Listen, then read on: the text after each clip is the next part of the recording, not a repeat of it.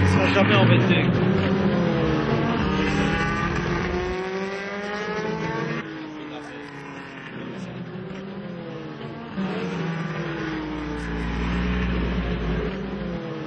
La GPCA, ou l'Association de Grand Prix Automobile, est basée en Angleterre et regroupe environ 400 passionnés d'anciennes voitures qui ont couru en Formule 1. Ce sont des réunions qui durent toujours 3 jours, 2 jours d'essai en général, 1 jour de compétition, et ça permet de nous retrouver tous ensemble, de discuter, tout le monde se connaît, c'est amical, c'est très bien, c'est une bonne ambiance. Yannick, tu vas le dépasser, c'est sûr, il vient de passer il y a 10 minutes. Ah bon, d'accord. Le danger du sport historique, c'est qu'il peut y avoir des bris mécaniques. Sur les voitures modernes également, rappelons-nous quand même Senna, c'est un bris mécanique. Alors, sur nos vieilles voitures, nos vieux tchouquets comme on dit chez nous, tu vois, le risque est encore multiplié, parce qu'on change quand ça casse. Et puis on n'a pas d'argent pour passer tout au rayon X. Or, on devrait passer normalement chaque pièce au rayon X pour voir s'il n'y a pas des micro-fissures. Ce qu'on devrait absolument porter, bon, d'abord tout ce qui est obligatoire par la FIA. Je parle de combinaison, je parle de casque, je parle de souliers, je parle de tout ce qui est imposé. Et puis assez paradoxalement, il y a des choses qui ne sont pas encore imposées mais qui sont extraordinaires. C'est par exemple le HANS. Ça s'appelle Head and Neck System. Donc ça empêche le coup du lapin, ça donne plus de confort, ça donne un amortissement dans le choc comme les voitures modernes pour éviter le coup du lapin. Ça coûte 450 €. Ici, on voit des gens qui roulent avec des voitures d'1 million d'euros et qui disent « moi j'en achèterai quand ce sera obligatoire ».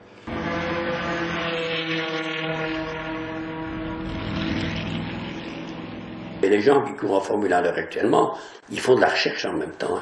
La Formule 1 a donné un tas d'applications aux voitures de tourisme, l'ABS par exemple, toute l'électronique embarquée, etc., qu'on a essayé d'abord sur des Formule 1. Si tu n'avais pas la course, on serait fort en retard pour les essais de voitures normales. D'abord, pour conduire, pour piloter ce genre de voiture, il faut être en forme. Il ne faut pas croire que ça dure 20 minutes, les courses en général des ancêtres. Mais c'est 20 minutes à plein tube. Hein. Tu peux perdre 1,5 kg d'eau sur les 20 minutes. Hein. C'est vraiment prenant. Donc, pour être en forme, il faut faire du sport. Moi, je préférais le vélo parce que ça me convenait mieux. J'ai toujours fait ça. N'oublions quand même pas que aux courses anciennes, sur les circuits anciens, on se tuait chaque fois. On se demande parfois si certaines personnes ne venaient pas aux courses pour ça. Ce qui est complètement immonde, c'est le très laid côté, je dirais, de cette passion qui est la mienne, puisque je roule personnellement depuis une trentaine d'années. Alors il y a d'autres inepties, c'est beaucoup plus dangereux, c'est les voitures d'avant 60, comme ces Formule 1 moteur avant, pas d'assaut du tout. Pas de place pour les ceintures, un grand volant, des roues de bicyclette, des freins à tambour, mais ces voitures vont aussi vite que les Formule 1 aujourd'hui. Ce sont des voitures qui en pointe font 300 à l'heure. Et là, on leur dit, les voitures avant 60, il ne faut pas mettre d'arceaux parce qu'on va les abîmer esthétiquement, on ne va pas mettre de harnais parce qu'il n'y en avait pas d'époque, et il y a des imbéciles que j'ai entendu me dire, mais de toute façon, moi je préfère être éjecté. Mon père était prisonnier de guerre, il faut le savoir, et après la guerre, il m'a emmené faire tous les circuits. C'était un grand amateur. On a découvert Chili, on est allé même voir courir à Mons, où on n'a plus jamais couru après, à Floref, les motos. Et c'est lui qui m'a donné le goût de l'auto. Moi, j'étais voir plusieurs fois les 24 heures du Mans, puis mes années ont passé, j'ai continué à travailler. Et vers les années 90, mon frère m'a appris l'étrier, quoi. Il m'a invité à aller à Zolder courir sur une Lotus Elan qu'il avait. On est allé une fois ou deux, et puis je me suis rendu compte que si je voulais apprendre, il fallait que j'aille sur un circuit d'école. Ce que j'ai fait. Je suis retourné à l'école à Francorchamps, à l'école de RACB, où j'ai pris une licence 2 d'abord pour des plus petites voitures, et puis j'ai pris une licence 1 pour des voitures de course pour tout conduire. Quand j'ai eu ma licence, je suis rentré à l'Historic Grand Prix Association en Angleterre, et j'ai commencé à courir.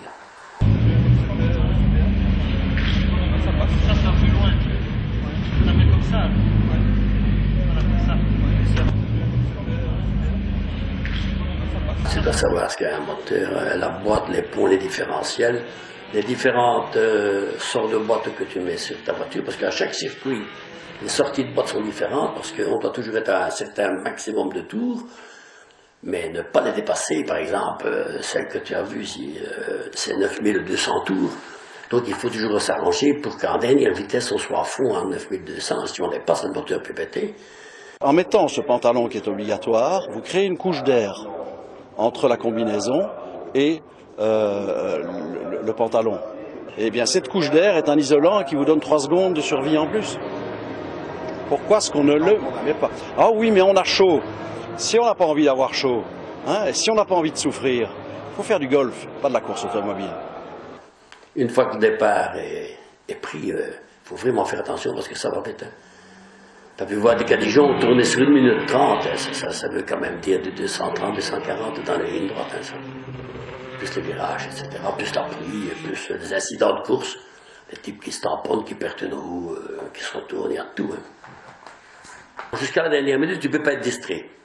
Tu ne peux pas dire je vais regarder à gauche ou à droite, tu ne vois rien du tout. Tu as tes compteurs devant, tes témoins tableau de bord, et à part ça, tu roules. Et tout le monde est responsable de sa voiture. En course, il n'y a pas d'assurance. Tout le monde est responsable de sa voiture. Donc si toi tu as un accident, tu payes ces routes-là. À la gare de Dieu.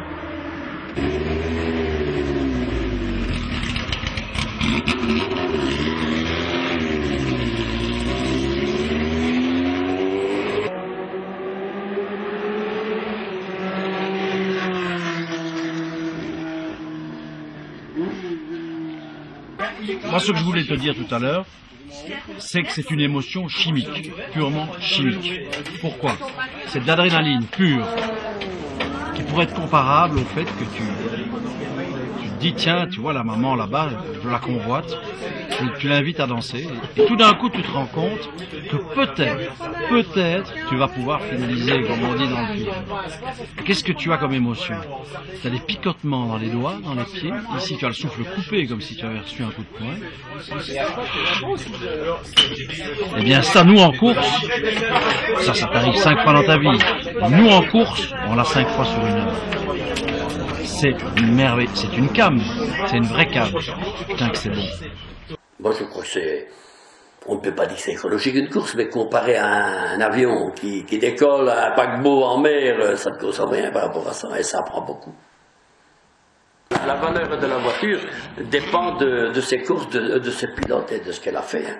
Donc par exemple, la Formule 1, c'est Henry Taylor qui l'a conduit, il a fait une dizaine de courses avec lui. Allison l'a conduit, Moss a gagné le Grand Prix de Danemark. La B23 qui coûte beaucoup moins cher que la Ferrari, c'est des voitures qui coûtent le tiers. Et en entretien le quart, facilement. Donc c'est des voitures qui sont intéressantes, sur des prix forts, moteur Ford, Cosworth, donc tu trouves facilement les pièces qui ne coûtent pas trop cher et on trouve facilement celui qui a une ancienne Ferrari de la même époque, il faut faire les pièces, il ne trouve plus rien. Voilà ce qui donne la valeur de la voiture. J'ai fait 10 ans avec ma Formule 1, grosso modo 10-11 ans avec elle, et avec la Chevron, je vais faire 1 an ou 2, maintenant, vu mon âge avancé, je vais devoir rendre des armes. Il y a un moment pour tout, parce qu'on continue à passer des examens médicaux chaque année avant le Covid. Moi, j'estime que, à mon âge, que tout le monde devine, si j'ai un miraculé de l'avoir eu, je ne saurais plus l'avoir longtemps, c'est pas possible, c'est trop difficile.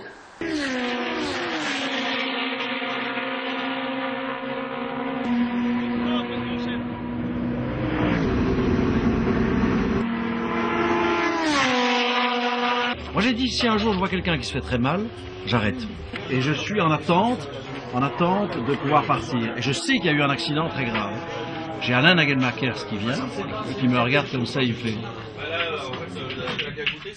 Et je suis là, qu'est-ce que je fous ici, qu'est-ce que je fous ici. Je passe le tour de chaud, je vois encore la bagnole, je sais que le mec a été décapité. Je passe sur la ligne de départ, on passe dans le double gauche, j'ai déjà tout oublié, tout est fini. On est fou, hein, on est complètement cinglé. Aucun sens du danger. Malgré l'âge. Plus vite, plus saut. Les gars, mes félicitations, hein. Quelle course. Super, un grand chef. Un vrai bonheur. Oh, les dieux, ça a marché, impeccable. Super. Le rodage des pneus, il a fallu de 200 mètres, on n'a pas parlé plus. Quelle équipe. Allez, chin. Merci. Congratulations. Thank you. Beautiful talk. Beautiful prepared. Lovely. Well done.